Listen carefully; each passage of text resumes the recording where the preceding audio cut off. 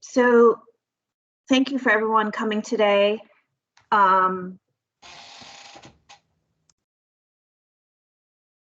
So this is our second session with Brian. It's geared toward our community partners to help you better understand sort of how we look at cases, how we identify what we're going to do with cases based on risk, and what the limitations are of the risk assessments that we use. So Kevin, if any of you went to the Kevin Warwick training on Monday, it's going to be some of the same stuff Kevin went over, but it'll be a deeper dive into RNR and the main risk assessment that we use, which is the ORAS. So this is really to give you guys a better understanding of our framework with things. And then the workshops are designed to better, how we can better collaborate, knowing more about each other's side of what's going on.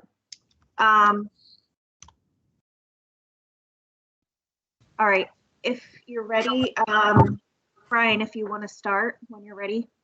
Sure. Hi, everyone. Good morning. Thanks for joining today. My name is Brian Levins. I'm a principal with a company called Justice System Partners, but I used to work at the University of Cincinnati and their Corrections Institute, which is the space in which the Ohio Risk Assessment System, or what we'll refer to today as the ORAS, was designed. And so I was asked to come and talk a little bit about the context of evidence-based practices in corrections, the context of risk assessment, and really help you guys think through how to partner well, or how can you be a good partner, and how can the correction system be a good partner with you. My background, so I have a PhD in criminology, and so I've studied and really my sort of expertise area is in corrections, and so working with people that are on the back end of being arrested, all the way through from diversion, deflection programs, all the way through reentry.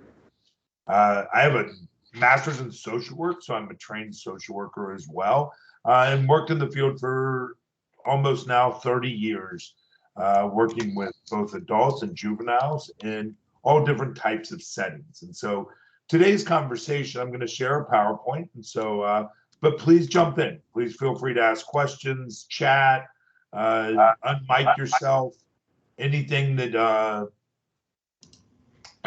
you need. I'm here to help you understand and put together some thinking around how we can best work with people involved in the criminal justice system.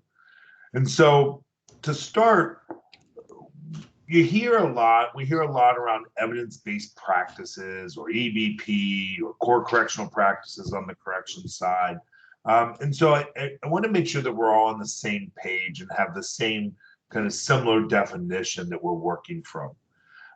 Evidence-based practices, so we've got best practices that's based on a collective set of experiences. And sometimes best practices aren't effective, but they're what we do, what we have. We're going to challenge a few of those today within this conversation, and really get us to start thinking about maybe some of the things that we've historically done within our system as best practices, or a collected set of experiences, aren't necessarily the best outcomes, or have the best outcomes for the population that we serve. And so we'll talk a little bit about that. And then we're going to walk through some stuff around what works, and that's linkage to general outcomes. And so we know kind of these things are more effective than others. And then really what our focus today is around evidence-based work, and especially evidence-based decision-making, which has a definable outcome. We understand what we're trying to accomplish. It's measurable, and that those specific outcomes based on desired response mean that we intervene, and that it improves the identified outcome. Brian, can I stop you 1 second? Yep. Can everyone mute themselves? Check that you're muted, even if you're an external partner. There's some background noise. Okay. All right. Thanks. Go ahead, Kevin. Or sorry, Brian. No worries. No worries. Thank you, guys. Thank you for muting. And again, remember, please unmute if you have questions. If something doesn't make sense, you want more clarification. We all know that we go to trainings often and we sit, especially in the Zoom world, and watch and then go back to our own space and have lots of questions or think about things. And so please feel free to jump in, ask questions. Our evidence-based practices in corrections or in spaces where we work with people involved in the criminal justice system, really thinking about evidence-based decision-making. How do we make good decisions and good interventions? How do we get people in the right place? And so historically, our system has been designed as a little bit different. Often a judge or a parole board delivers or says, look, based on criminal history, based on your current offense, you need X, Y, and Z. And we've all been in that place in corrections, I'm sure, where we run or participate in a substance use program or a program for people who use substances, and the judge has mandated them to a level of care that if we did the ASAM on or if we did our own evaluation, we find that they don't really need that level of care.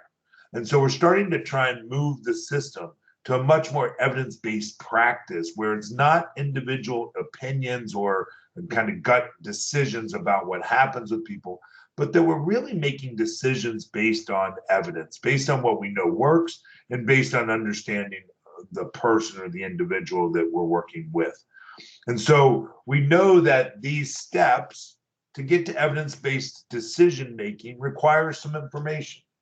It requires assessment. We need to understand, especially around individuals in our system, we need an assessment, right? And if you think about our world and what we do, sometimes, you guys as community-based providers, clinical folks, you don't operate often without assessments, but a lot of times the correction system, or at least historically, has operated off a lack of assessment. Decisions are made relatively quickly with a shorthand set of decision points, often criminal history, as I said earlier, and current offense. And so we're making decisions by looking at someone's situation, current situation, and ascertaining that this is the right path forward. And so under this model that Vermont is starting to or moving towards or evolving through, right? Because they picked this up a little while ago with some other ways, but really kind of taking the next step and trying to be as effective as possible. With this new model or with this evolved model, assessment becomes a centralized point of what we do, right? It's an incredibly important piece. And I'm going to use a couple medical examples as we go through today.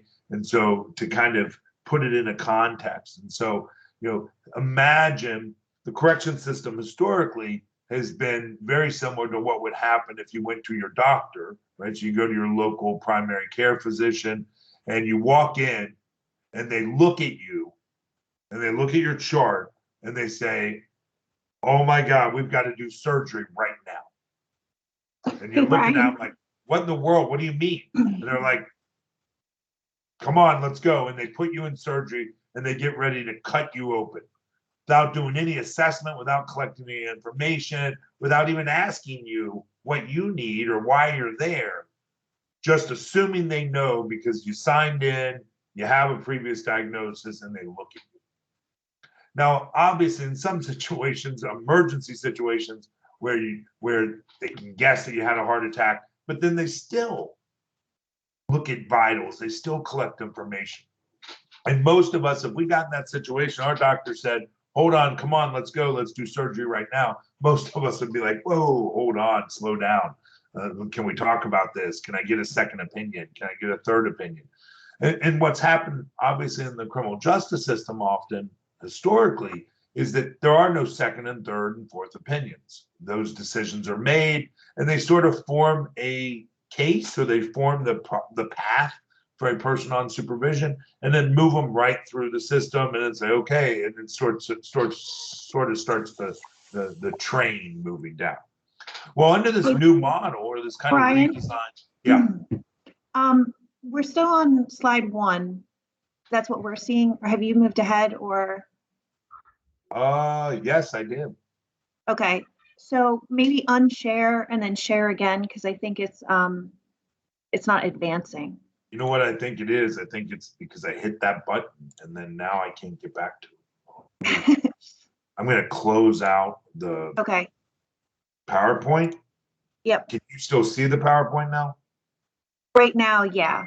Mhm. All right, we got to figure out how to unsee you then because I don't even have it up.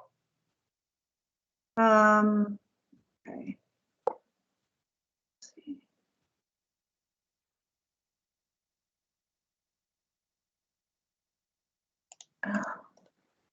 Let's see. Um, Future should maybe tell you, do not click the button that says present in Teams. that's that's why I said I haven't tried it yet, because I didn't get to play around with it yet. So why don't maybe actually if you leave the Teams meeting and then come back in. Yep, I'm going to try I that. think that might be.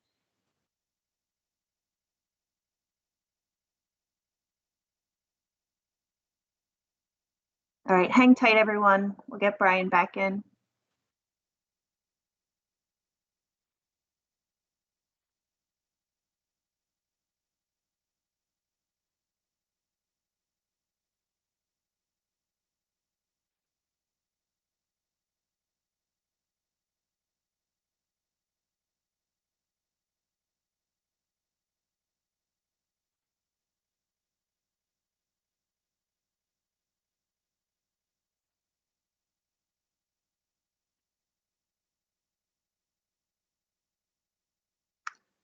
All right.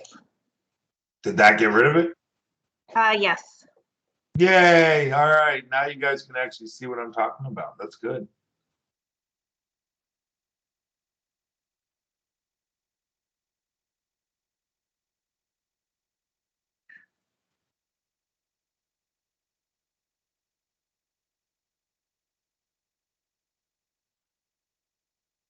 All right. Let's try this again. So from the beginning, just Okay. kidding. Don't hit share in Teams. Not hitting share in Teams. All right. Can you guys see the whole thing? Yep. Can you try and advance it just so we can? Yep. We're on 2. Yep. Perfect. Okay. We're good to All go. right. So this is what I was talking about. Now, just so I covered most of the stuff in the slide. I apologize for that. So as we think about jumping right back in, as we think about evidence-based decision making and sort of where we are, right? None of us would go to a doctor's office and let him cut on us. We would want a ton of assessment information. Again, we would want second and third opinions. We would want to make sure that we understand what's going on. Often, though, if you think about it in our correction space, at least in the correction side, and I know this is different in community-based programming at times, but often we even struggle sharing the results of the assessment with the people that are on supervision or the people that are in our system, assuming that they're always going to be in denial, assuming that they don't want to change their behavior, assuming that they haven't tried before and failed, and that it's a struggle for them and that they know that, right? And so we're starting to shift this, right? And so the corrections department is starting to train folks, not starting, they've been doing this, but they continuing to evolve where we are. Relevant research. We all know that relevant research changes, right? Over time, research changes. What we knew 20 years ago is not what we knew today. And so I think the other piece of this is always staying in touch with and connected with the research and understanding how it impacts our practice. And then available programming. Obviously, we can't help people move forward or change or be successful when they have needs that don't have programming available or connected to what they need. And so we'll talk about that. Evaluation. I'm going to show you some evaluations of programs in Ohio that demonstrate the need for understanding our outcomes, right? Because the truth is, we all know, and I'm going to show you some examples, some funny examples of programs that have been designed over the years in corrections that feel good, and we may think we have good intentions that we've delivered them, but when we do evaluations, we show that they either have no effect or they even make people worse. And then the last piece of all of this is the professionalism and knowledge of us, our staff. And so making sure that people are trained and understanding how to use these tools, that's part of this conversation. Because what we all know is that the more we can break down silos and help people understand, the people who work in the system understand where kind of each system comes from or where the perspectives are, the better we can serve the people. And that's really our goal in the correction system, is to serve the people that are under our supervision in the most effective way that gets the greatest outcomes. And because we're all really invested, both providers and corrections folks are invested in the outcomes of the people we serve. And so really thinking about how that looks. And so I would ask all of you, and don't have to unmute, but in your head, take a look at this keyboard and see if it's something that you've ever seen. You can even look down at your own keyboard, and it probably does not match what you type on. You probably, though, have seen this keyboard. This is the keywordy keyboard. And how we know it's called the keywordy, because the top 6 letters on the keyboard are QWERTY. I always thought it was some German guy's name that created it, but it's actually out of the letters at the top of the keyboard. This one is actually, it was created by a gentleman with the last name DVorak, and he rearranged. His idea was I could rearrange, I could look at the use of keys, do a study, a mechanical study on where I can arrange the keys to make the keyboard the most effective that it can be. The quickest, the easiest, the less stressful on hands. How can I create a keyboard that works best for the English language? And what Mr. DVorak did was he rearranged the letters, he did some studies, and what he found was that when you place AOEIU on one line, DHT and S, which are 5 letters of the most used letters in the English language, or most used consonants in the English language, when you place those here, you start to get better results. This keyboard has been around since manual typewriters. One of the reasons we have this keyboard was because it was actually sort of designed to keep typers slower so that they didn't get the keys stuck on manual typewriters. And so imagine we have the keywordy keyboard. We now have the DVorak keyboard. And the question is, right, if this is true, some dispute these facts, right? But it's pretty well established that the DVorak results in 33% fewer typing errors, because you're not moving your fingers all around trying to hit keys up and left. If you look down at your typewriter, if you look back at this screen, you can see the E is with your middle finger all the way up. A is with your little pinky finger. OIU, you have to raise your fingers every time, although your fingers rest on ASDF, GH, JKL. Think about the fact that the J is under a finger that you rest on. How many words in the English language have a J in it? You can see here, the J ends up way down here. The Q ends up way down here where it's hard, the X. These are letters that are hard to reach, or fingers where it's hard to reach by, and they're not on the middle level anymore. And so the Guinness Book of World Records was set at 212 words a minute with the DVorak keyboard. So pretty significant. Imagine we could get our clinical notes and our SOAP notes done much quicker if we could type 212 words a minute. It's 30 times less stressful to hands.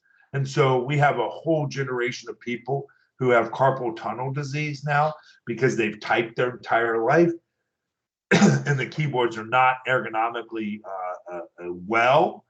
You're moving and arching your fingers. It alternates hands, and 70% of the keys are used on one row. Now, if we were to ask ourselves, why in the world would we have a system? Like if the DVorak keyboard was that much better, why would we continue to use the keywordy keyboard?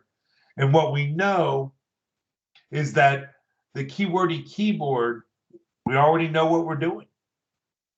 We've been doing it for so long. It's how we learned. It's what I know. Why would I type on anything else? Like, why would I change? It's not that big of a deal. It's too expensive to change. Imagine if I had to change through all my keyboards and all my stuff. It'll take too much time to relearn. And so these are all the reasons why we stay with a keyboard that is functionally less effective than the DVorak keyboard.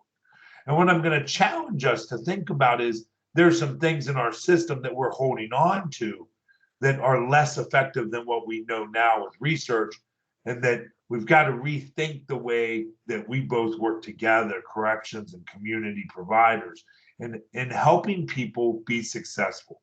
And so what are some of the things that we've tried? We've tried to incarcerate our way out of crime, incarcerate our way out of behavioral health issues.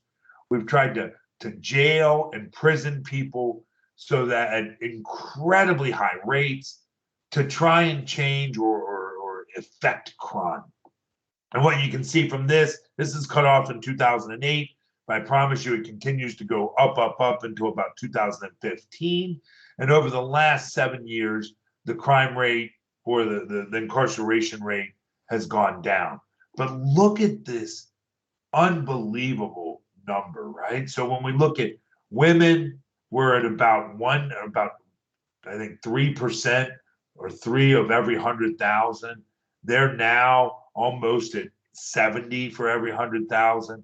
Men are at 905 for every 100,000 people in our country in 2006. And when we go even further out, it continues to rise. And so the numbers almost reach 1,000 people for 100,000 people are in prison at any given time in our country. And so we know that prisoning them or incarcerating people out of crime doesn't work. And we'll talk about why that is in a minute. We know that scaring people out of crime doesn't work. Many of you probably seen Scared Straight. You've probably seen Beyond Scared Straight on A&E if you watch A&E at all. This is a technique that takes young people sometimes, or even adults. Sometimes we do it with adults, especially emerging adults or emerging youth. We put them in programs, we dip them into prison for a day or two, we shock them into probation or shock them into prison or jail. Our idea is that if we expose them to jail or detention, that they're going to get scared and not want to come back. And then we get in people's faces, we yell at them, we scream at them. This was an intervention that still is around in places, but was really, really important, really high on the list of things to do in the early mid-80s, early 90s. And the problem is many of you in community corrections or in community providers world, us as social workers and clinicians understand that this may not be the best way to change behavior, because we've been trained in working with people with fears, phobias, and when we work with phobias, what do we use? We use exposure therapy as one of the primary interventions for reducing or impacting phobias. And so small doses of exposing people to something they're afraid of. If people are afraid to go to jail or detention and we expose them to it, and we let them out and we show them, it's not that bad. You handled it, you survived. And what we find is that these programs actually increase crime by 50%. Right? That the people who go through them are 50% more likely to come back to the system than the people who haven't gone through them, compared to comparing the same level of people. And so we tried to scare them. We've tried to dance them out of crime. This is a program in California where they were taking juvenile delinquent kids or youth in the juvenile system and having them dance to rappers of Tupac, 50 Cent, and R. Kelly. Again, like I'm an 80s old school rap guy, 80s, 90s. So these are folks that I've listened to, but I don't think it's the path out of juvenile delinquency. tried to run them out of crime. This is a favorite one. It's probably my most favorite one. They take people who are in prison, and right, you can see the headline: until this week, Jordan Davis had never run 3.1 miles, much less completed a race. This is the guy in prison that their idea of helping them recover and return to community in an effective way is to get them to run and not get tired. Right? Imagine like the logic behind that. They're in prison and we're getting them to never get tired when they run. Right? Probably not the best idea, right? But it's built on this model of thinking that people in shape commit less crime. And if that was true, right, we would have significantly more crime associated with sports players and team players than what we do have, right? Good physical,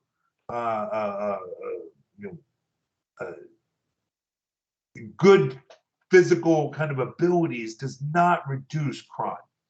We have drumming them out of crime, meditating out of crime, using yoga. All of these things have been debunked, but they still show up because they feel good.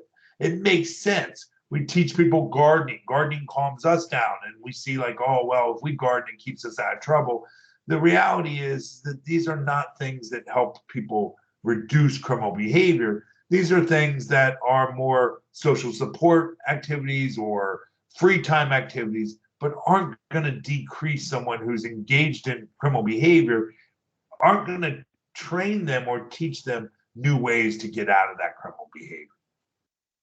And so why would any of these work, and what do we know about justice in rural populations? So the first DVorak moment, and this is going to be a really important one, and we need your help. We need your help as community-based providers because you have community contacts as well. The corrections system has been asked over and over and over to supply punishment to people who've engaged in criminal behavior because as an interest of community safety, as an interest of helping, stopping behavior or rehabilitating behavior. In our country, we believe that punishment fixes behavior. It stops it. We believe in deterrence. We believe in this model that if we put people in prison or jail, even for short periods of time, it deters them for future crime. And I can tell you that there's actually no studies of studies, right? There's a couple studies out there that'll show you that going to jail or prison has a benefit. But there's also a couple studies out there that show that smoking cigarettes have a benefit. Now, would you be surprised to find out that the people who published or the people who paid for the study that got published around smoking cigarettes are good for you are people who own companies that sell and produce cigarettes, right? That's why we're very careful and cautious about a single study, and then we want to see a multitude of studies. Well, the truth is that we have a multitude of studies. We have meta-analysis. We have studies of studies that show us over and over and over that sending someone to jail or prison has no effect on future recidivism. It incapacitates them for a period of time, but it doesn't reduce prison. It doesn't reduce jail. And I'll give you and you guys are providers, you know this, but sometimes you even get in a space where you're like, well, this person just needs some jail time to recover, to sober up, or to get to a space where they can stop. They're not taking it serious, those kind of things. Well, here's what I would tell you. Here's my example that I think helps people think about this. How many of you speak French fluently? You don't have to answer that out loud, but just think about it. Do you speak French fluently? And if you don't, if you do, let's start with the people that do. If you speak French fluently, at 11 o'clock, you get to leave this webinar and go do whatever you had scheduled. If you don't speak French fluently, then we're sending the law enforcement officers in your community to your house. They're going to come in, they're going to arrest you and put you in jail for a day. And at the end of that day, the people who were speaking French fluently before get to stay out. And the people who aren't speaking French fluently, right, will retest you. And if you're not speaking French fluently at the end of that day, we're going to keep you there for 3 days, and then 6 days, and then 12 days. We're going to continue to provide a punishment to you until you speak French fluently. How many of you would start speaking French fluently by the end of this presentation? You'd probably try oui, French fry, parlez-vous français. Like, that's all I got. I don't even know how to speak French, but I have Google Translate. And so I'll be able to assess whether you speak French fluently or not using Google Translate and technology. But you don't get to use technology. You don't get to use tools that are going to mask the fact that you don't know how to speak French fluently. My expectation is that you're speaking French fluently by the end of this presentation. The other problem with that is I don't have any slides in here to teach you how to speak French fluently. I have slides in here for other things. So we're going to spend your time talking about other stuff, but you need to speak French fluently to be released. And many of you are probably sitting there thinking, there's no way in heck. Like, I'm not letting them in my house. They're not going to arrest me. I can't speak French fluently, but that's not fair. Well, why isn't it fair? It's not fair because I haven't taught you how to speak French fluently. I haven't taught you or given you the tools to do that. Now, I could argue, well, you're expected to. We have French in high school. We have French in grade school. We have French in college. You had an opportunity to learn those things. Why didn't you take advantage of that? Right? That's the problem with our correction system, the way it's designed right now. Not the way it's going to be designed or that we're moving towards in Vermont and often and across the country.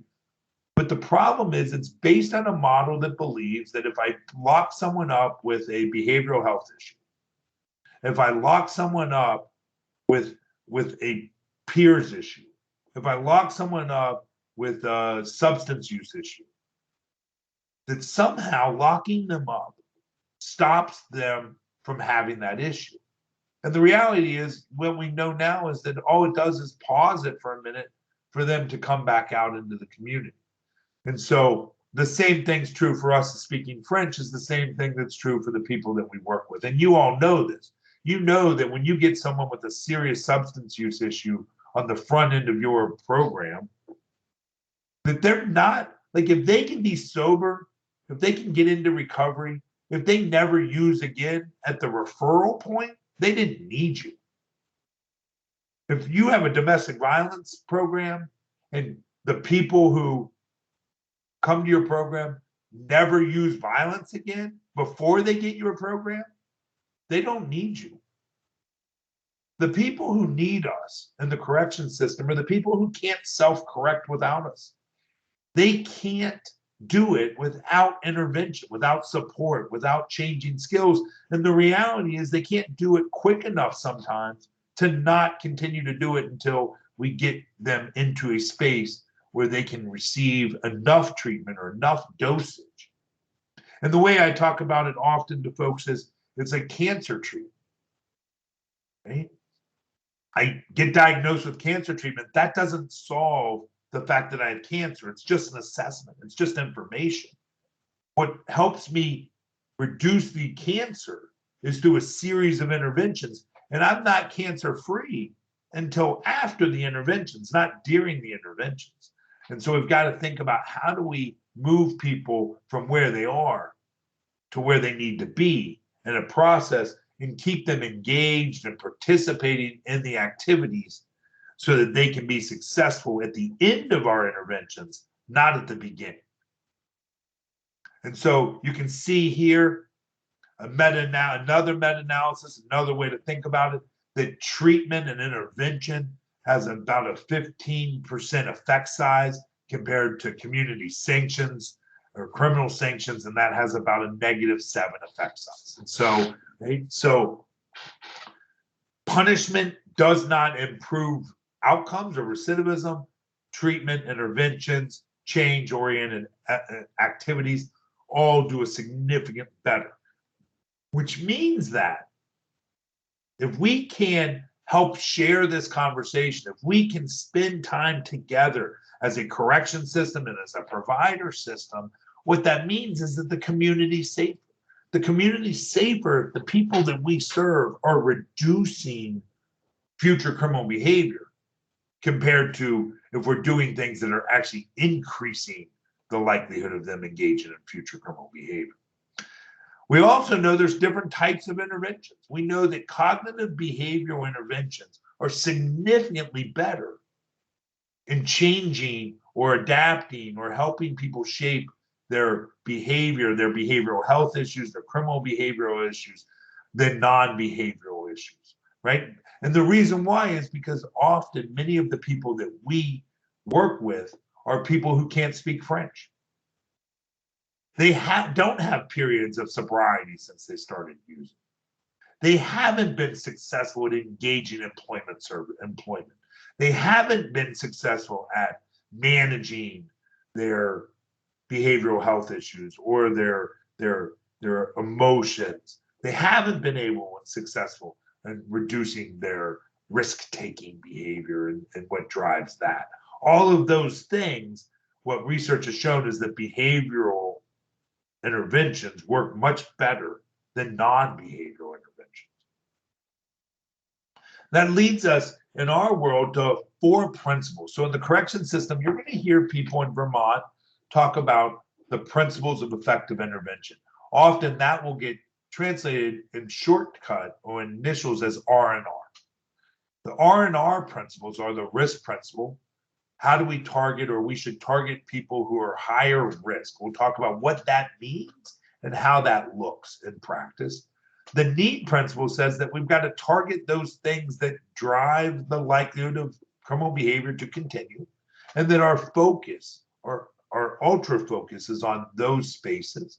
Our treatment principle tells us, right, so that's the responsivity is treatment and fidelity together. The treatment principle tells us to use behavioral approaches over others, right? So talk therapy, psychotherapy has not been shown to be effective in helping people change behavior, especially criminal behavior, that the behavioral approaches tend to be more effective.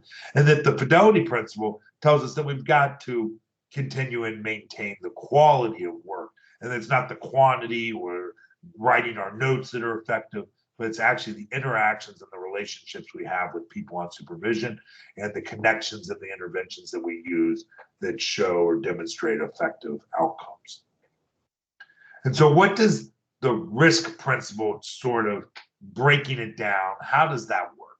Well, what it does is very similar to an ASAM or to a substance use assessment, very similar to car insurance, very similar to many other assessments that we have. It collects, and we'll talk about how it does that in a second, or how the Department of Corrections does that, but it collects information to a series of sources.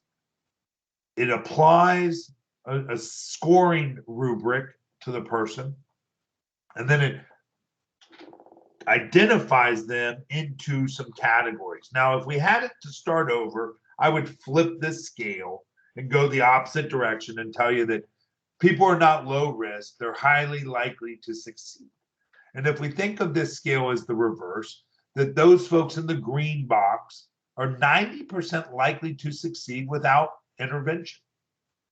So people that are low risk are going to get significantly less intervention.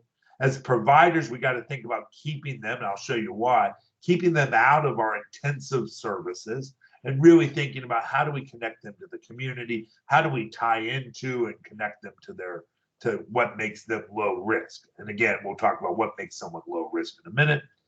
And then you got all the way to the high end, and only 40% are successful without intervention.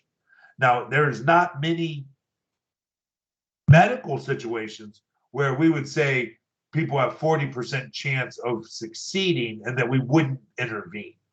But there's lots of medical interventions that we would just send you home, give you some antibiotics or give you some Tylenol and say, live through it, in the green section. And that's really what the system's going to start doing. We're going to start ticking away or removing out and providing diversion and deflection opportunities and less interventions to the people that fall in that low risk category are high likely to succeed. And that the people that we're going to get on corrections and the people that we're going to refer to you all and the community for intervention are the people that fall in those moderate to high risk or less likely to succeed categories. And so let's talk about what these things are that keep people engaged in or maintain the conditions of criminality. The first one is the belief system, the attitudes, values, beliefs. These are things like what we tell ourselves to make it okay to participate in whatever behavior. And of course, as pro-social people, we believe we don't have any of those and that our beliefs lead us to really pro-social activities or non-criminal activities. But I would challenge that we do actually have a few of them. One of them, if we were in physical space and you guys drove to this presentation, I would tell you that one of them you used on your way to the presentation. You may still have used it if you're in your office or if you had to drive this morning, drive your kids to school or go get coffee, donuts, whatever. You probably used some belief systems or what we call antisocial attitudes. Those antisocial attitudes are things that we tell ourselves that allow us to break the law. And where I'm talking about here is speeding. So if I broke down what you believe about driving above the speed limit, I would ask you, what is the speed limit and have you ever gone over? Most of you, all of you would raise your hand and say yes. Oh, of course, who hasn't? Everyone does it. It's not a big deal. Only a couple miles over. I don't go more than 10 over the speed limit, right? You would start to tell me why it was okay to go 74 in a 55 or a 65. For some of you, that range is smaller. Some of you don't. Some of you are the people we all get mad at and driving the high speed lane at the exact marked speed limit. Technically, you're following the law. You're not going above the posted speed limit. And so if it was 65 on the highway, it should be 65, 55, 45. But we all know that's not the way the highway works. The highway works as fast as you can get away with it. The middle lane is the 65, the speed limit, or above the speed limit, and the right side lane are for people that are exiting. And that anyone who goes under the speed limit is causing problems or causing some congestion on the highways. And so we justify ourselves. We tell ourselves that it's okay to speed. And when we tell ourselves it's okay to speed, we speed. Now, how easy is it not to speed? It's super simple. Right? Don't go over the speed limit. We all have the skills to do that. We all have the skills to physically not do that. But the belief systems that support that behavior are really strong. And so we speed in many cases. I'm going to be late. I'm going to get in trouble. I've never been caught. I don't see any cops. And how do I know that you know that it is not okay to go 10 miles over the speed limit? As soon as you see a cop on the highway while you're going 75 and a 65, you slow down. If it was okay, you'd go right past the cop at 75. So you know what you're doing is illegal. You've just convinced yourself that no one gets a ticket over 10, yet you still slow down when you see a cop. That's attitudes and beliefs. Peers, we all believe, and I think we would all agree that peers have significant impacts on our behavior, personality characteristics, risk-taking, passive-aggressive behavior, violence, those kind of, like those behavioral issues that fall in, those personality characteristics drive, we know all drive some criminal behavior. Criminal history is a risk factor, although not one that we can change, but one we can identify and look for patterns of behavior. Family and their exposure and both our family of origin and our current family, our substance use, and our employment education. All of these are risk factors that we're all familiar with. If I asked you guys to list these out, you probably would have come up with a very similar list of risk factors. What we know is that people who are higher risk, right? Those individuals who are less likely to be successful. We have 19 overall through meta-analysis done, and this is a Dowd and Andrews study in 1999, but we have ones more recently as well. Basically, what it shows is that we can significantly improve the likelihood of moderate to high risk individuals or people with significant barriers. We can significantly improve the outcomes of those individuals with treatment. And what the red box shows is we can significantly make people worse if they're low risk. And I've got some data to show you on that. This is an example of data in Ohio. So Ohio asked us to, a couple years ago, asked us to do it twice actually, 2002 and then again in 2010, asked us to look at their halfway house programs and their residential programs for people who have been engaged in the criminal justice system.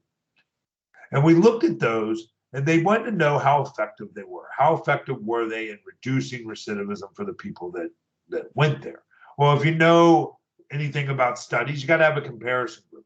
So the comparison group we used in this study were people who looked very similar to them, but did not go to a halfway house or a community-based residential facility. And what we found, the way to read this, I won't show you too many graphs because I know that data and graphs induce narcolepsy. But what I will do is I have a few to show you kind of what the significant impacts are. And so each one of these bars represents a halfway house or a residential program in Ohio. Bars above the line of zero show that a reduction in recidivism, and bars below the line show the likelihood of the probability of reoffending, of reincarceration. And so the people that went to the programs, and we compared people who went to the programs to people who didn't. So you can see these programs on the left side of your screen, the red ones, those produced worse outcomes for people who went through their program who were low risk than the programs than people who did not go to their program. Now you can think about that and say, well, that doesn't, that sort of makes sense, but think about it. Like if you don't know risk, if you don't have, and this was the problem back then in 2002, is that the programs had no idea who was the people who needed the help and people who didn't need the help. Who were the high risk people and who were the people that were marked or identified as low risk. They had no assessment process. They got who they got, and then they just served them in the same program. And you can see counties like Mahoning County, number -29, right? 29% significantly worse, or 29% of the people who went through the program reoffended at higher rates than people who didn't get that program. Now, when we look here, Mahoning County, when they served high-risk people, they're the second best program in the state. They worked really well with high-risk people. Look at the overall effects. Overall effects are for high-risk individuals. Most of the programs in Ohio actually did well. With low risk, most of the programs didn't do well. There's a couple programs, Fresh Start, River City. Those programs did bad for both. We have a technical term in the research world, and that would be shitty. They're just not good programs. They're not designed well. They weren't doing the right things. But the ones who are doing really well actually flipped sides. EOCC increased recidivism by 7%. Now they're the best program in the state when we look at high-risk populations. So what does that mean? That means that if we didn't know risk, what happens is their good effects actually zero out. So when we look at overall, there was like a 2% effect rate for the entire set of programs across the state of Ohio. What we found was that low-risk individuals increased recidivism overall by 3%, moderate risk decreased by 6%, and high risk decreased by 14%. And so what's really important, the first thing that I think is super important for all of you as community providers, is to really think about how do we make sure that we're not mixing risk levels within intensive programs? How are we making sure that we're not giving people who are low risk the same dosage, the same program, the same level of program as people who are overall high risk or moderate risk? And so that's part of this conversation and part of why we want to help you understand how we're measuring risk and how to understand how we're helping connect you to the people who need your help the most. But let's be honest, the moderate to high risk individuals are somewhat tough to work with. They have significant barriers. And we're going to talk about what that looks like and how that looks after we talk about how we collect the information. But they are sometimes the hardest people, the people that are low risk, that show up to every appointment. We don't need to send reminders. They do what we ask them to do from day one. They've never, once again, used drugs. They've never, they've tested negative, or they've tested, we've tested them with a urinalysis test and they haven't shown to have used drugs on a regular basis. They reduced or don't use violence anymore. All of those individuals that we get really probably didn't need our services, and they needed a much lesser level of care. Our people that are high risk need significantly more of our effort and our energies. And so how do we get through that? How do we know the effectiveness of our work? Well, these are the 8 steps that sort of lead us to effective interventions and corrections, and they mirror very often the steps that we all use in community programming as well. The first one is a risk assessment, and we've started to change this language to more assessment, right? This broader language of like, how do we look at assessment? I use the word risk here because it's sort of the context of what we're talking about. But what I want you to start to think about is, and I'm challenging the Vermont folks, the corrections folks as well, is to think about assessment in broader terms than just we're assessing someone's risk. We're assessing a lot of stuff about people. We're gathering tons of information about people, and that we should be thinking about them from the framework of risk and needs and responsibility principle, but moving forward, thinking about what are the pathways that get them to be successful, not how are they still risky. Then we got to follow the RNR principle, target those individuals that are more likely to reoffend. We got to address any barriers. We got to train people in new skills. We got to teach them how to speak French.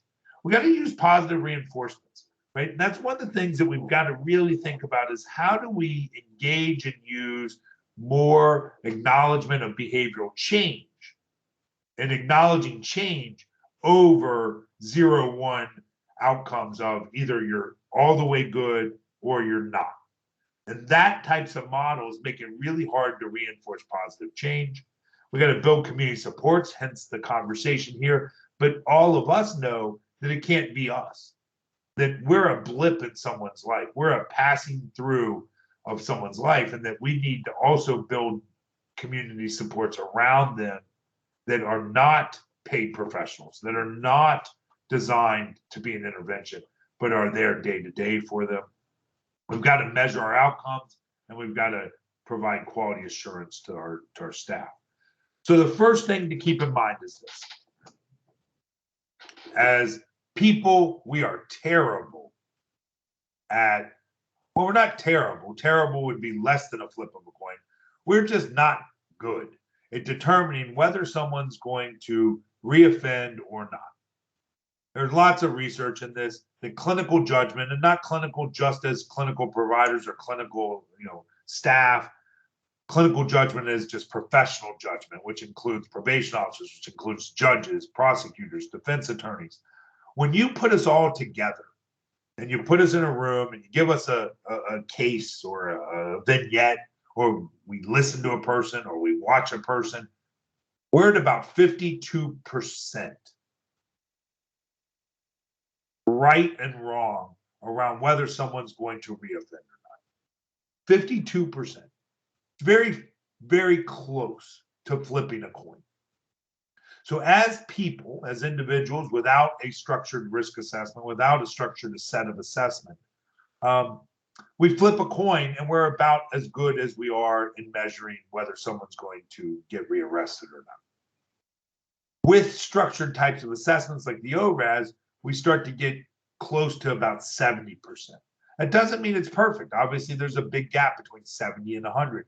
That's because personal choice. We all have personal choice. And so some people that look low risk or don't have characteristics are going to reoffend.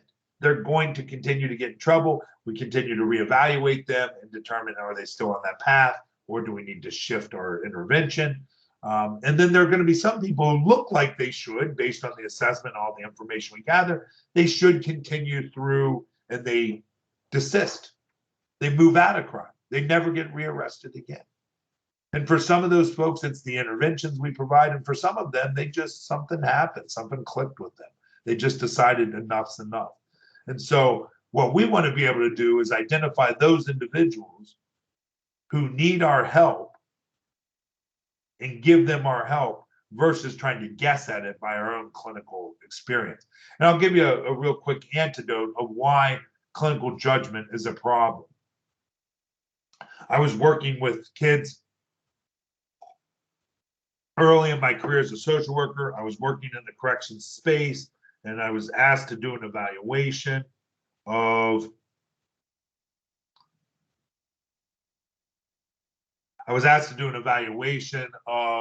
a treatment program, or of a youth who had come to the court, and he had shot and killed. Well, he'd gotten picked up for shoplifting. But when I interviewed him, he told me about how he shot and killed his dog, put a gun to his dog's head and shot and killed him. Now, if it was a cat, I would understand why that would. I'm just kidding, cat people. Just kidding. I'm not suggesting that we shoot cats in the head either, right? But he had shot a dog in the head, and I freaked out. I was 23 years old interviewing this young person, and the first thing I thought about was serial killer. Like, I ran to the judge. I'm like, oh, hold on, I gotta run to the bathroom. And I ran to the judge and said, Judge, hey, look, I'm really worried about this kid. I stopped the interview for a minute. I want to let you know that, we got to rethink what we're doing here. This kid took a gun out, put it up to his dog's head, his pet's head, shot him. And the judge looked at me, and I was like white. My face was white. Now, Vermont has some rural spaces. Some of you lived on farms. You've grown up with farm animals. I grew up in an urban area. I grew up in downtown Cincinnati. I grew up in a middle-class family that had a little bit of resources. And when one of our animals got sick, we spent $700 at a veterinarian's hospital to inject a dog or our dog with a chemical that kills them. I had an urban bias. I saw this young man and thought, serial killer. But what I needed to do, right, with my lens, with my urban biasness, with my urban lens even, I won't even call it bias, with my urban lens, I saw shooting a pet as incredibly dangerous and risky. If you grew up on a farm, you know that if an animal gets sick, you put it down, and the person who puts it down is the person who's closest to it. That it's humane and just, and you can't let that dog or let that animal get all the other animals sick, or you lose your entire income. And so the judge said, yeah, go and ask where you grew up, and it'll be okay. And I went and asked, and Adams County, and yeah, and I talked to him, and he said, yeah, my dog was sick and couldn't risk getting the goat sick and the cow sick, and so put him down.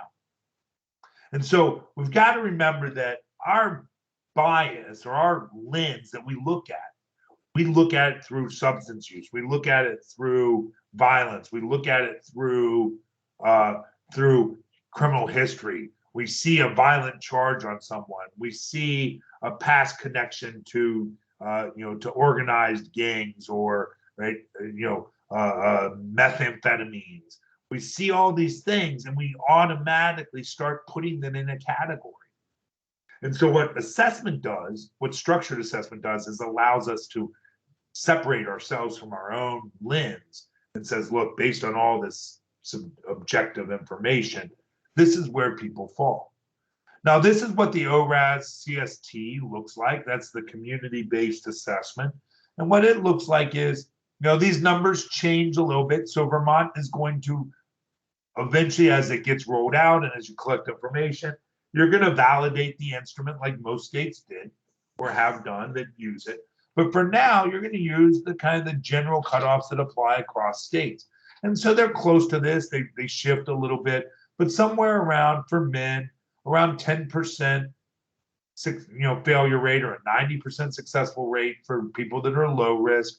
About 34% of the people that are low, moderate, or here medium fail. About 58% or 59% of the people that are high or moderate high, depending on the scale that you guys are going to use. And so these terms may change a little bit.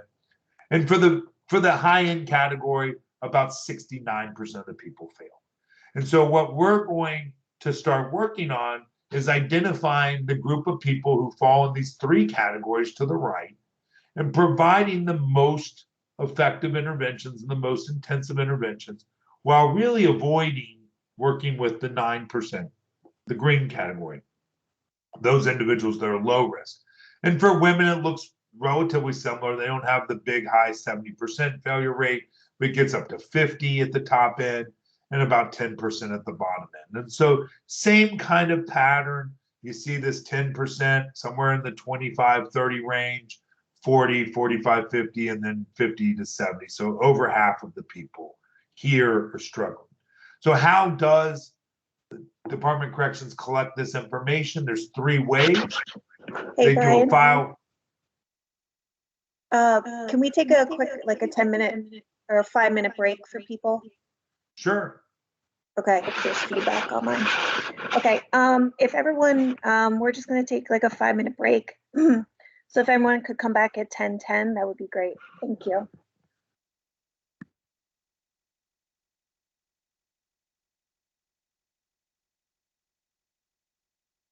Thanks, Brian. Oh, no worries.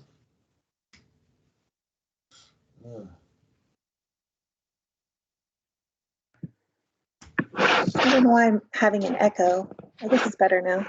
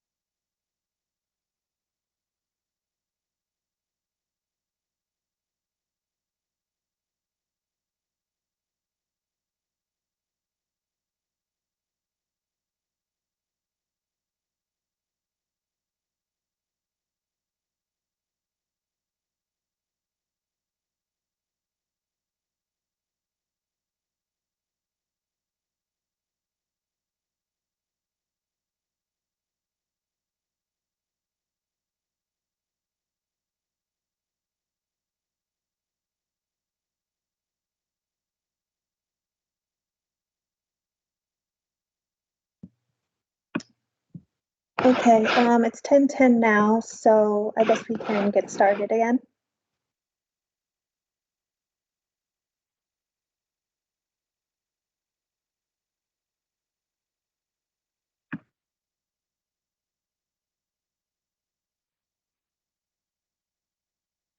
All right, well, welcome back, everyone. Thanks for returning, and appreciate the quick break. It allowed me to go get some coffee. So thank you all, and hopefully this is helpful so far. And so again, please jump in if you have questions. Unmute yourself, jump in, let us know.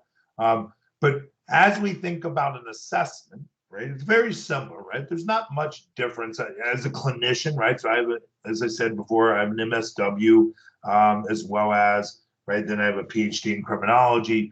Right? But as an assessor, or as someone collecting information, that's not unlike other assessments. So the probation officer, the corrections worker will do a file review. So they'll take a look at both their criminal history as well as other examples or other times they've been in the system. They'll take a look at whatever published information or whatever act information they have that's from the system, health, behavioral health, any access they have to that. There's an interview guide, and then you're going to collect collateral information. So the file review, as I said, covers criminal record, looking for patterns of behavior, looking for other assessments, looking for prior assessments, or prior, behavioral health assessments now. The second one is an interview guide. This is really where the interview guide and the scoring guide are the two things that drive mostly around the ORAS and the collecting of information. There's a structured interview, although as all of us know, that you can't just put your head down and ask questions. Tell me about your criminal history, and then look up when they write it down, then look up and read the next question. Staff are trained to be much more fluid and much more interactive in gathering information from folks. That we have to use follow-up questions where appropriate and dig in. Right? We all know that sometimes behavior that's associated with substance use or crimes or sex offenses, domestic violence, is not the easiest to share. And the people that we work with should be hesitant. They should be resistant. They should be a little bit on edge for sharing that stuff. It always scared me a little bit when I walked in a room and I started an interview and they started just puking out everything that's wrong with them and just telling me over and over how, like, these are all the things. That brings a flag more so than someone who says, I don't have a drug problem. I'm not surprised that people say that, right? Because there's stigma attached to it. And so one of the things we have to work towards in our system is reducing that stigma, allowing for and making sure that people understand that where they are is where they are, and that none of us can change that. And if we had a magic wand, we would have moved them in a different space. They would have picked a different space to be in. Currently, very few people come to my office as a probation officer and say to me, thank God I'm here. I've been waiting for this moment my entire life. Probably true with your corrections, with your community provider programs as well. And so really thinking about the fact that the person's coming to us and they're going to be resistant. And so we trained folks on that. And then so they followed the interview guide, really trying to capture some information. They look at the collateral review. So they collect information. Then they talk to other people. They talk to you guys if you've had experience with them. Excuse me. They talk to family members, support people, spouses, sometimes employers. And a lot of times this collateral information is to verify and validate stuff that doesn't just sound right? The person's had 7 prior DUIs in the last 6 years, and they come in and say, look, I've never drank alcohol, right? It's probably not really accurate, or there's something else going on, using drugs or have a medical condition. And so we've got to look into and find more collateral information. So the officers are trained to do that. They're trained to think about the person and what their situation is, look at their history, collect information, And then what they do is they take all that information and apply it to a preset scoring guide, a structured document that can't be changed. That is sort of like the DSM-5 for probation or for risk assessment. Here are the characteristics, here's what you're looking for, and do they meet the criteria for each of these items to be able to be scored as a risk factor in that item. Staff are not allowed to override the scoring guide. They can't say, I don't agree with that score, that item. It should be scored this way. Just like the DSM-5, people have to meet the criteria. The same thing's true when we talk about scoring or assessing someone using the ORAS. The community supervision tool, the one that you're going to see most often in your field, it's assessed at time of disposition. There's reassessments. It's assessed at reentry points. And so it's used to assess people who are going to be or are living in the community. It helps with decision making and case management. As I said, the sources of information, the file review, self-report questionnaire, if you use it. It takes between 30 and 45 minutes on average, although some are a little quicker and some last longer. And then the expectation generally, right? And they can talk a little bit about this in Vermont when we stop and ask questions or kind of at the end of this. But in generally, we recommend that reassessment occurs in 12 months or so, sometimes longer if they're low risk, sometimes maybe shorter if they're higher risk, or that if there's a significant change in their situation, they've committed a new crime, they've got in trouble, they've popped up using drugs where they hadn't used before. Those types of assessment or those types of opportunities would be another reason to continue to do the assessment. There are 7 domains on the ORAS. And again, remember, the ORAS is a series of tools. We're only focused on the community supervision one, but there is a pretrial, a post-adjudication, the community supervision tool, a prison intake tool, a prison reentry tool, and a supplemental reentry tool. And so there are a series of assessments, but you will predominantly see the community supervision tool. That tool has 7 domains, 6 items around criminal history, 6 items around education, employment, finances, 5 items around family support, 2 items around neighborhood. Now, neighborhood isn't like what zip code you live in or looking for impoverished neighborhoods. What this actually does is looks at, is it a risk factor sort of where you have to engage, right? So if I have someone who has a serious substance use issue and they live in a neighborhood where there's open air drug markets and they ride the bus, or they have significant peer issues and they live in an area where their peers that they've used to hang out with are on street corners or in parks and they're engaged in criminal behavior, break-ins, thefts, drug use, all of those things. That item is looking at those. Substance use, right? And so we'll talk a little bit about that as we get into this. Peer association, so who they hang out with. And then we've talked about attitudes and behavioral problems. Those are those criminal belief systems, things like risk-taking, as well as a lack of acknowledgement or empathy. All of those pieces are part of criminal attitudes and behavioral problems. And so as we think about shifting and evolving in our field, we've always thought about assessing risk. Well, what we're challenging and what we're working on with the department and what we hope blends over to you guys is really thinking about assessing talent. Is assessing where people stand today, what has been the barriers to keeping them successful, and how do we leverage their strengths and their skills and their interests and their motivation. How do we leverage those things to help them desist from crime, stay out of crime? What allows for them to reintegrate back into the community successfully? And that's really our focus once we get the assessment done. It's how do we tie them to places and things that allow them to be successful. And so how do I share my assessment results? We're starting to shift. We're starting to shift our language to a much more supportive model and a much more effective way of communicating. And so the assessment process starts to change. So what we're going to be training officers on is the context in which to assess this in. right? And so you can imagine historically, corrections staff will bring someone in and say, you know, thanks for coming in today. Today we're going to complete an assessment. It's called the Ohio Risk Assessment System, or the ORAS. That's an assessment to identify what risk level you are to reoffend. So we're going to ask questions around family and criminal history, substance use, your belief systems. It's going to take about four, right? We're going to do this sort of like explain the assessment in the terms that it was built in, and then ask them to then download all this information. What we envision the future of assessment looking like is, I really appreciate you coming in.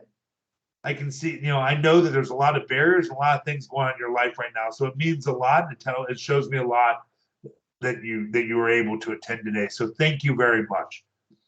I'm really excited about the conversation today because I get to learn more about you.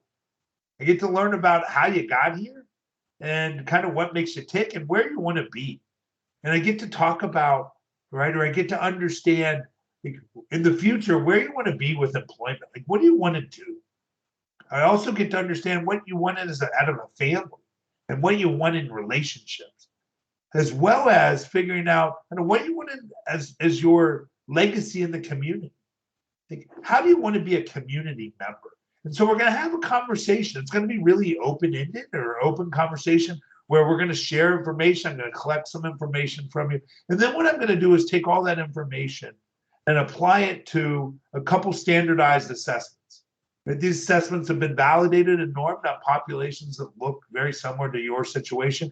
And it's going to help us identify sort of where you're doing well and where your strengths are and where your barriers are. What's blocking you from making it to where you want to be? And then what we're going to do is put together a success plan. And so we're going to build a success plan together that helps you identify and helps us work together, helps us figure out how we can get you to a space where you can be successful and where you want to be by the time you end here. Right? Imagine if that was our conversation, either in our correction space or even our community provider space. Right? Many of you probably have a similar conversation like that, but I was in this space. I worked with sex offenders. I ran programs for people who use violence, or what we've historically called as domestic violence programming.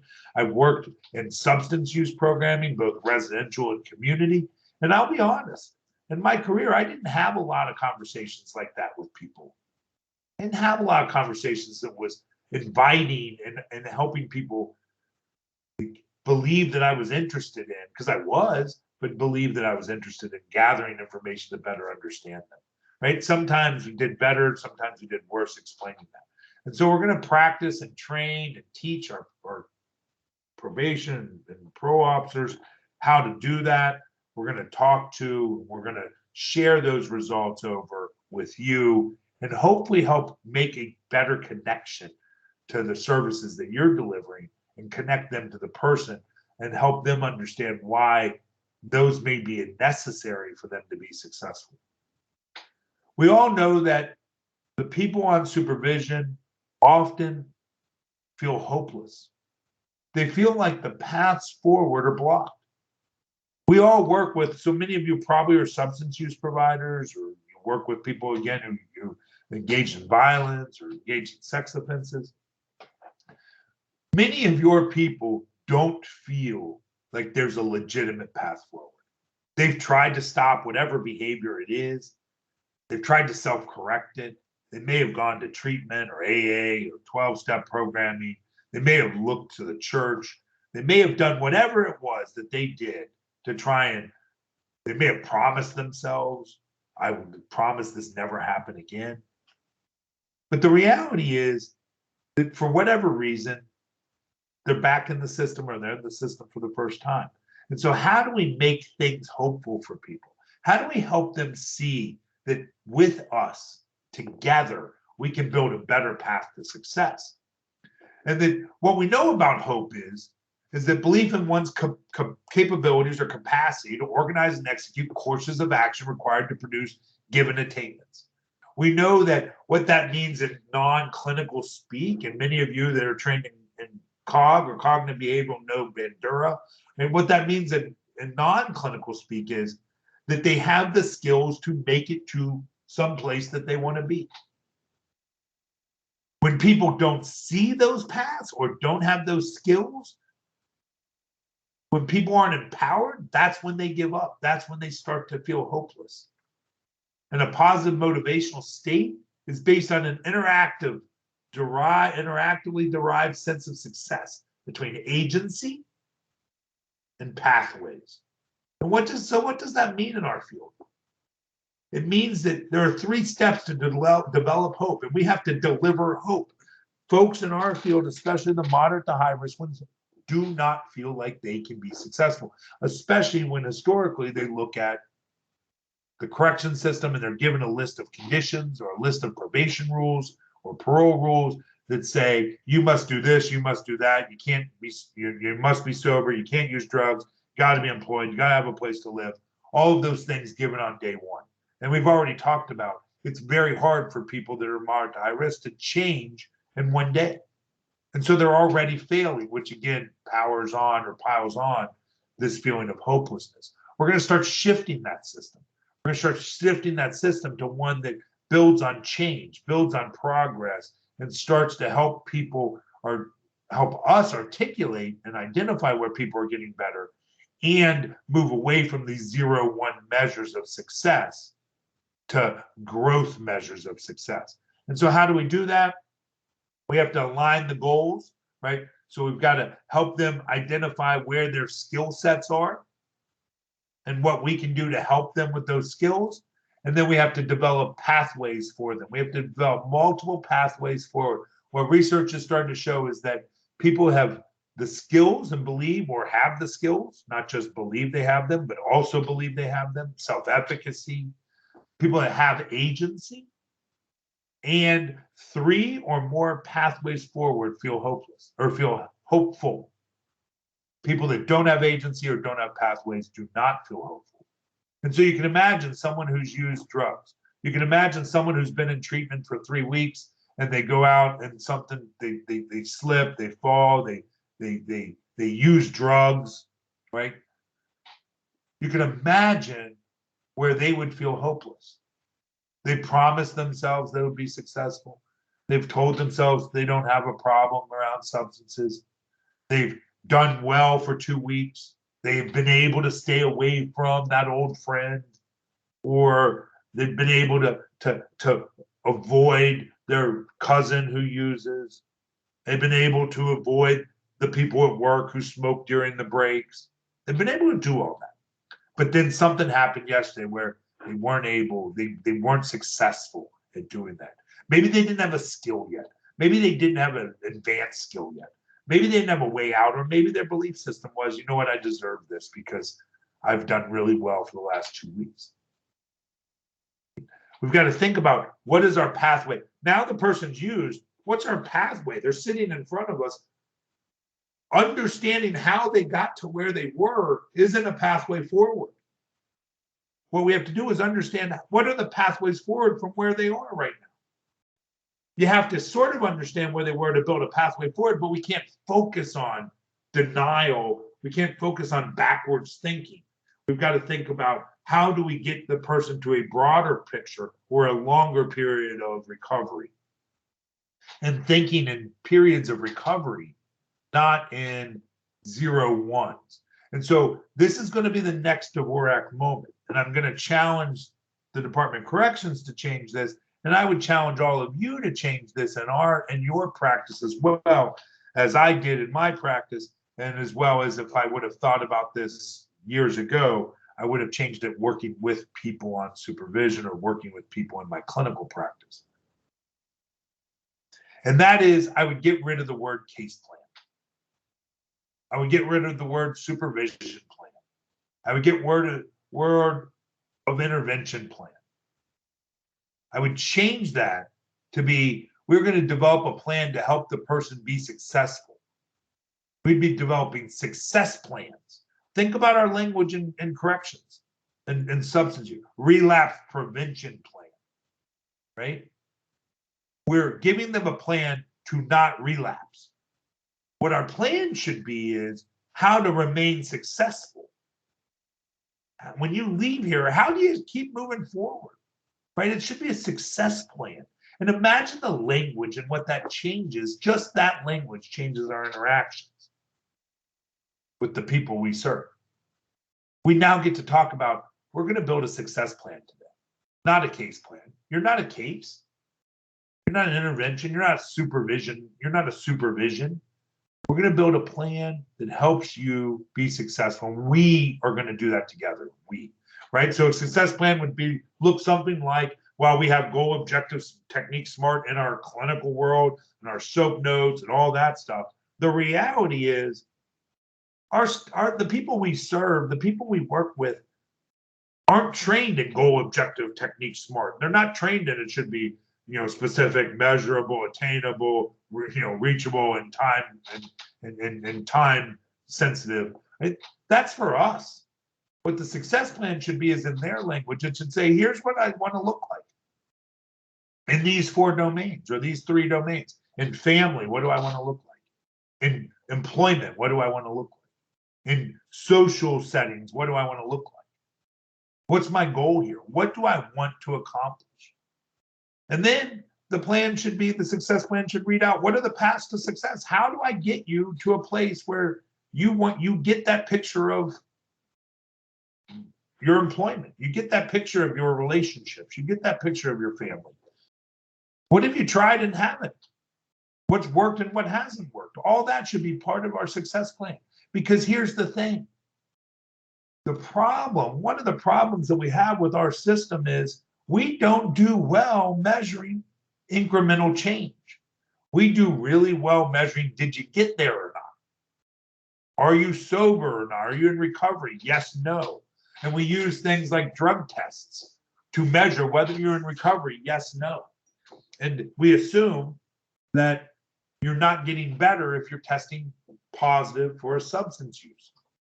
The reality is if we think about it, that measure of drug use, right? The way we measure drug use and substance use or in urinalysis is a terrible measure for progress. It's a horrible measure. And the reason why is this. If someone comes in using methamphetamines or opioids into your program, and they're using 7 days a week, no matter what day we test them during that week, they're still going to test positive. If they then go down to 4 days a week, no matter what day we test them during that week, they're going to remain positive. If they go down to 2 days a week, more than likely they're still going to test positive, depending if they use back-to-back, we accidentally test them on the 5th day, right? But the reality is if they use 2 days a week, they're probably going to test positive, at least maybe not this week, but next week. Terrible measure. This person went from 7 to 2 days, but our metric still tells us that they're that they're failing.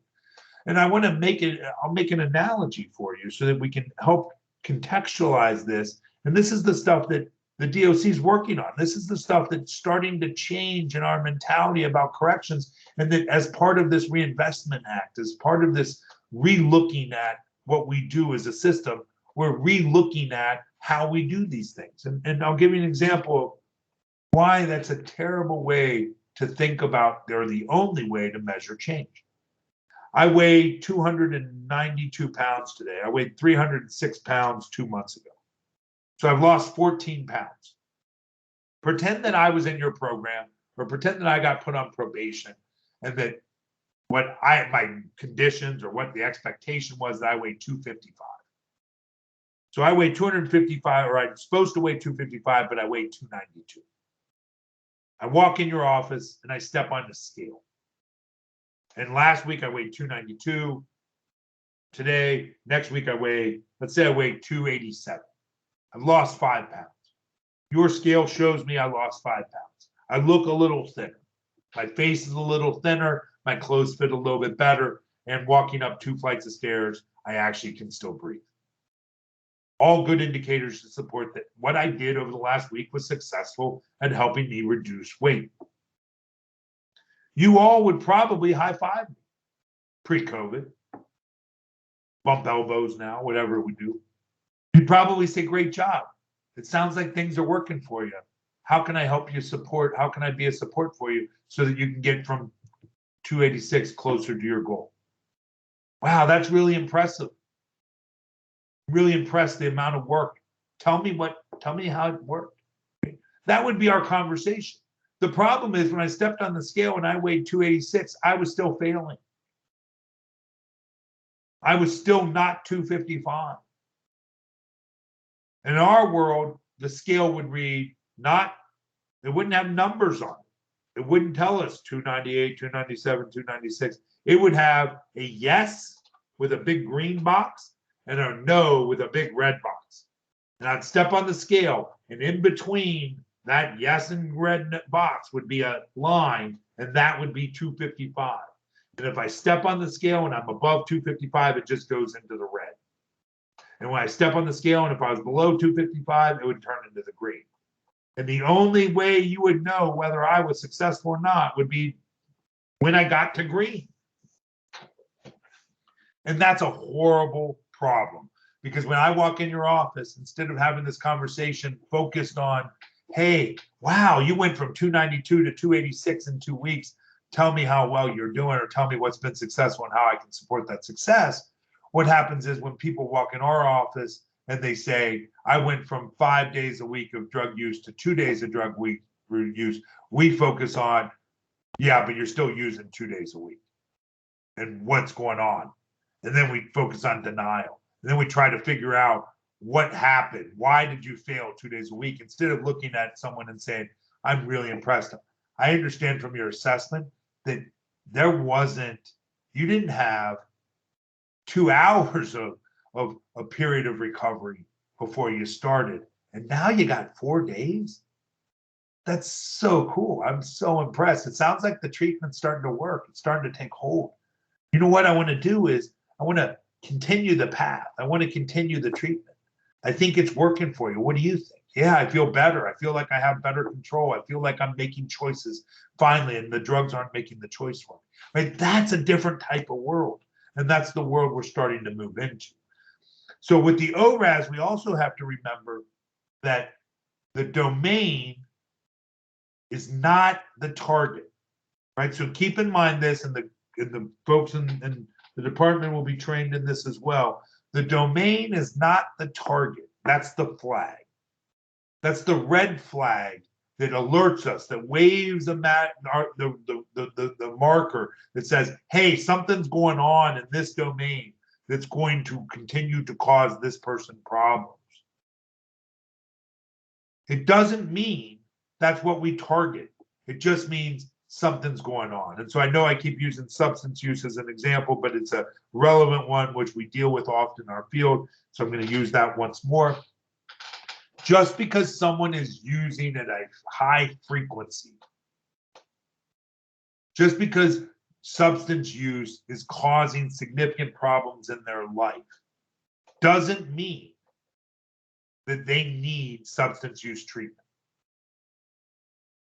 The target for change at the individual level is different than the domain. The domain says they have a substance use problem. We'd all agree. The target may be that they need mental health treatment, that their substance use might be driven by the lack of mental health support that they get.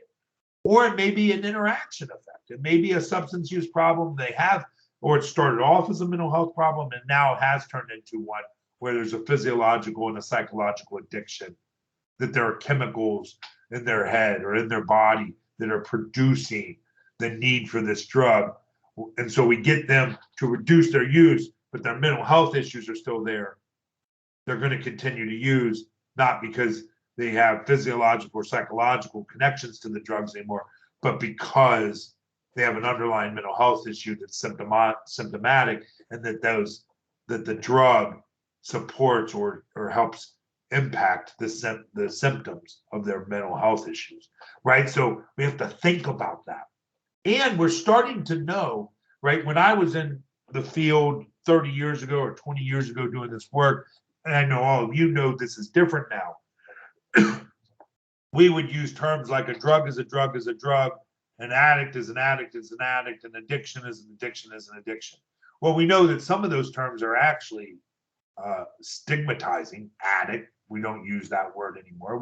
You hear me, I don't even use the word substance abuse, substance use that causes problems, right? Because again, I'm not stigmatizing or labeling things. I'm acknowledging just where they are. Their substance use is impacting their ability to engage in one of these kind of life areas.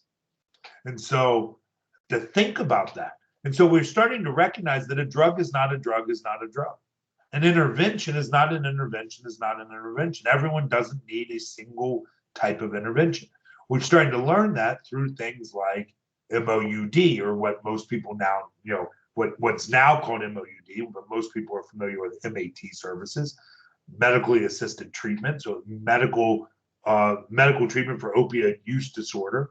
We're recognizing that there are interventions, there are medical interventions that actually help people move into recovery. They're not only that, we have to connect and support that with treatment, with group programming, with case management, with social service stuff, right? So it's not MOUD by itself, but that people who receive MOUD improve their outcome significantly compared to people who just receive traditional treatment.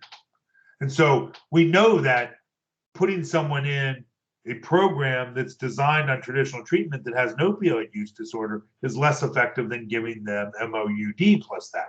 And so that's a target, right? That's not a domain. Everyone in that domain has a high risk substance use issue, but for this person, they need a different type of treatment. We're starting to see that stimulants, there may be some medical treatment for stimulants as well. And so methamphetamine, amphetamines, those kinds of drugs. And so we're starting to test some of that. We know that cognitive behavioral interventions work well with many of the drugs, and supplementing, especially with opioids, supplementing that with medical treatment. So it's the individual needs that we have to think about. Which people are risky for them? Which situations are risky? Which drug types they use? Are they a celebratory user, or are they a person who uses because they're depressed?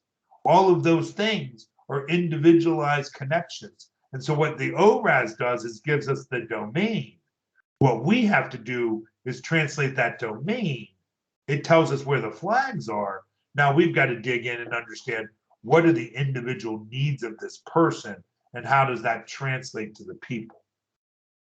Then we've got to think about skills, right? So the department's going to ask all of you to think about the interventions that you deliver as well as some that they deliver, and think about how do we build the skills? How do we teach the people in our program how to speak French? How do we collect, right? Not literally, right? But how do we help them build the agency, the skill sets, the ability to move forward, right? And that looks a little different than what we've always done. And so how can I help you be successful? And so I'm going to give you a coaching example of what that looks like. Coaching example looks like, I was a baseball coach. I don't know how many of you are familiar with baseball. Most of us know at least a little bit about it. And so as a coach, you got to teach people a couple really pretty core skills and then improve their ability. Hit a ball, catch a ball, and run. Those are really the three things: throw a ball, catch and throw a ball, and run. Those are the three things that you have to do to be successful. And the better you do those things, the more successful you are as a player, the more successful, the better the coach does of bringing people together and building those skills, the more successful the coach is and the team is in winning. And so I had a young woman on my caseload, look, in my clinical thinking now. I had a young person on my team. It was a girl. She was 7, and she wanted to play baseball. Most girls at that age played softball in our league, but she wanted to play baseball because her friend played baseball and she wanted to be with her friend. And I said, absolutely, come on.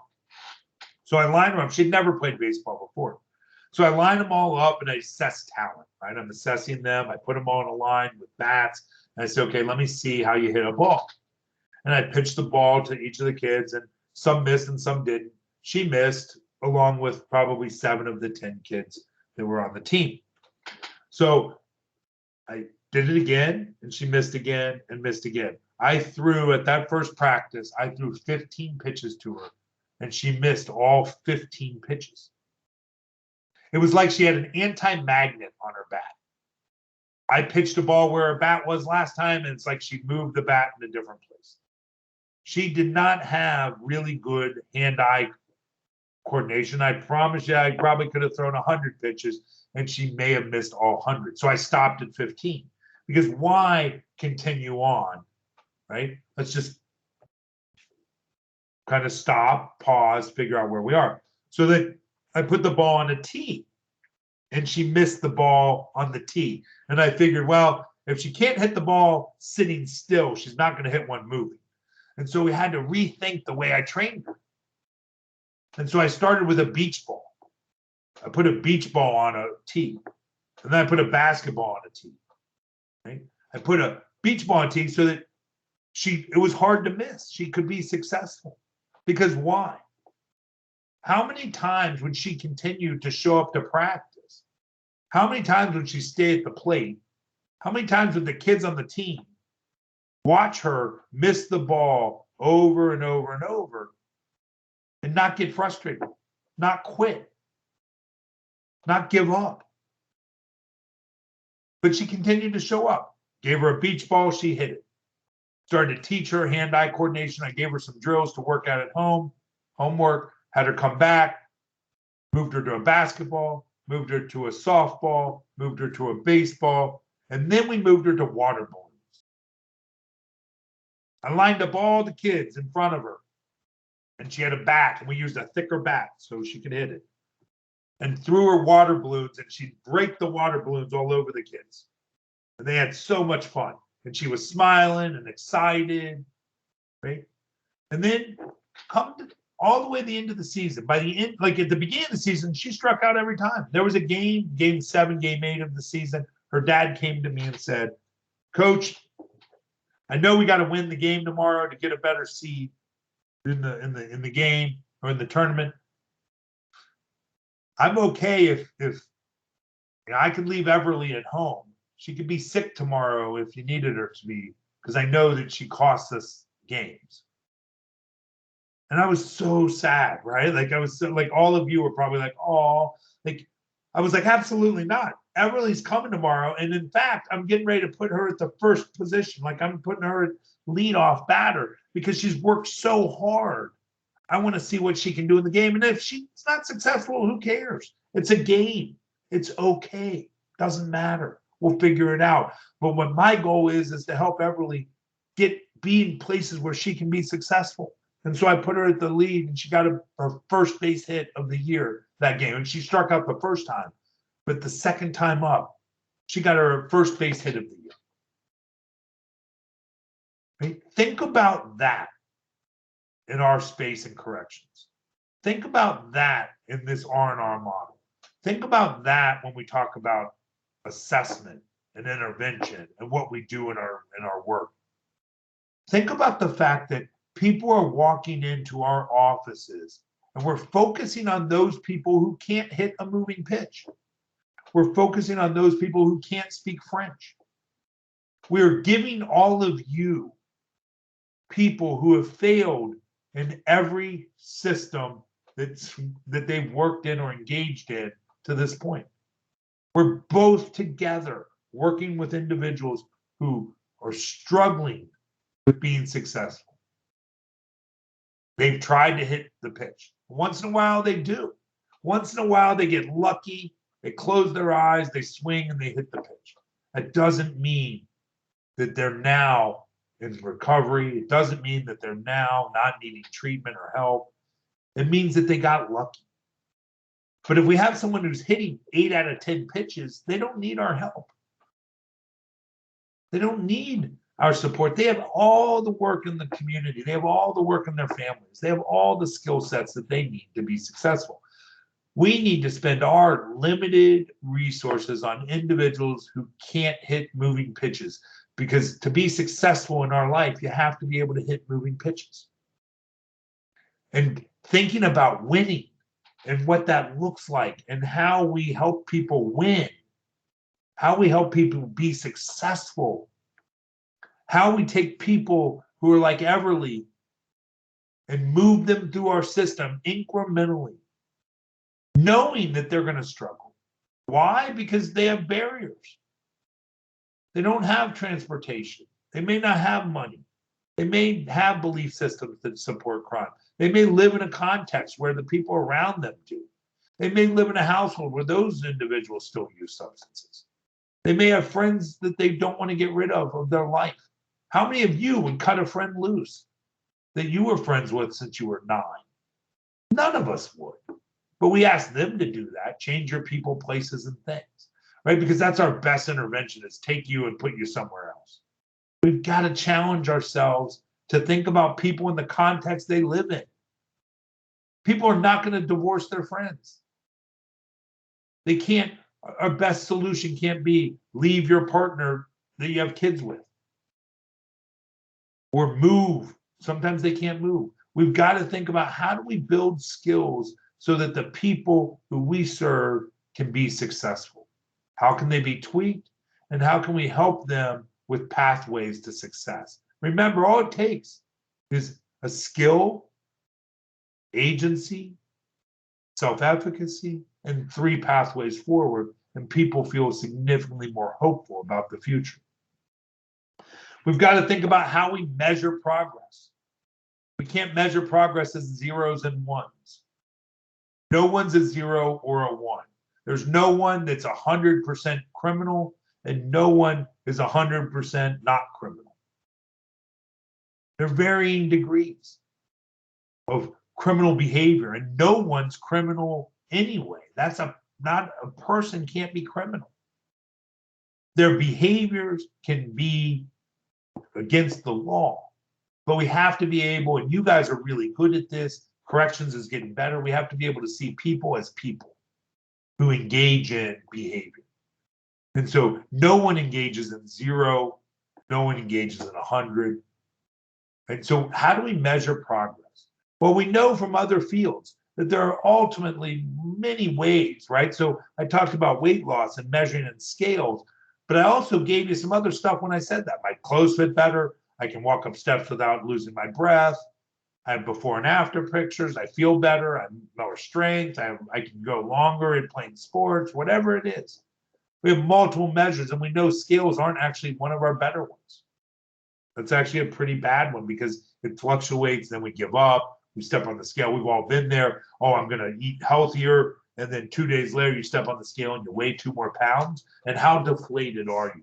How hard is it to go and eat a salad after you've done that? It's really hard. It's not hard. It's simple. Go eat a salad. What's hard is our mentality, our belief system, what we tell ourselves. The person inside our head that continues to say, it's not worth it. I might as well eat the food that tastes good. And the same thing's true for the people that we work with in supervision or on corrections, is that they're the same. They screw up and they go around the wrong person. They screw up and they use. They screw up and they engage in some inappropriate behavior, some unhealthy behavior. They're the same people. Here I go again. Can't believe I did that. Can't believe I'm facing 4 years in prison and I'm still using, or I'm still causing this. Right? All of those things, we need to now rethink how we do it, how we measure it, how we think about helping people recognize the incremental changes that they make over time to improve their outcomes. And so we've got to think about the people we serve in the context we serve them in, and the way we think about them. And the way I think about that is we all think about our work as coaches. We all think of ourselves as coaches working with people who are trying to win. And then everyone who shows up, everyone who comes, everyone who continues to come is trying to win. They're trying to get in a better space. Even the ones who don't show up are trying to win. They've lost hope. They've lost agency. And so they give up. Much like many of us would give up if we took 8 tests and failed every one of them. How many would show up for the 9th test? Yet we have people who take 8 urinalysis tests and fail them all and still show up for the 9th one.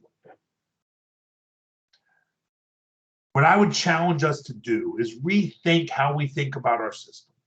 Rethink about how we think about the people.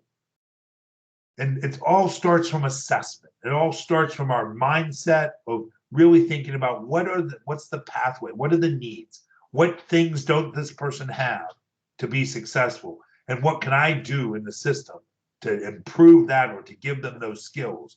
And how can I stand next to them and help reflect back their progress?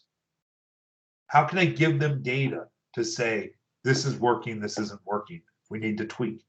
And that, to me, is the best correction system we can create. And what we're asking all of you is to lean in and help the Vermont correction system do that. Help be a partner in this, and we'll be a partner with you all and build a system that is really around helping people improve their behaviors. So I really appreciate your time today. I hope this was helpful. We're going to unpause the screen here, unshare the screen, open it up to any questions. Dale's on. He works in the department. I'm sure he'll have a little bit of kind of where they are with things, but happy to answer any questions you guys have. And thank you for coming today. Great. Thank you very much, Brian. Very informative. So do we have any questions at this point?